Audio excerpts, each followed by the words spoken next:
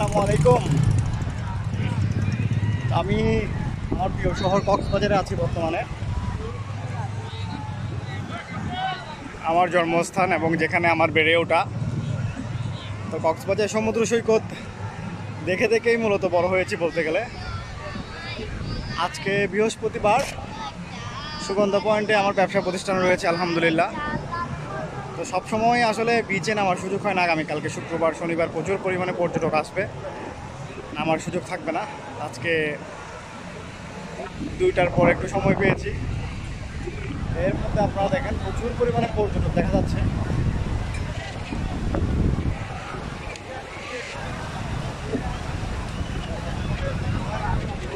আর গতকালকে বৃষ্টি হওয়ার কারণে সাগর প্রচুর উত্তাল, অনেক বড় বড় ঢেউ এবং বর্তমানে চলছে জোয়ার। এই যে দেখেন একদম আমার কাছাকাছি পানি, প্রচুর পরিমাণে পর্যটক বর্তমানে কক্সবাজারে অবস্থান করছে।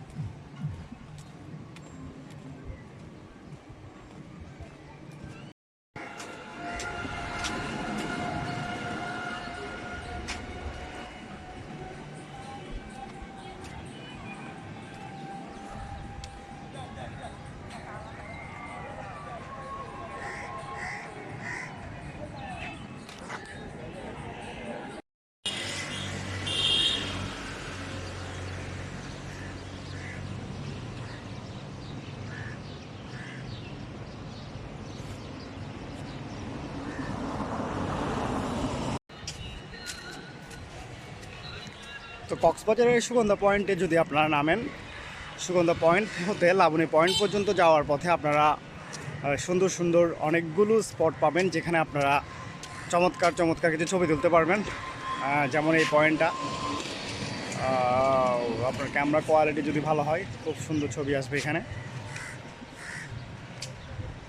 তো কক্সবাজারের প্রত্যেকটা অংশই মূলত সুন্দর, যার কারণে পর্যটকরা কক্সবাজারে আসার মায়াটা ছাড়তে পারে না।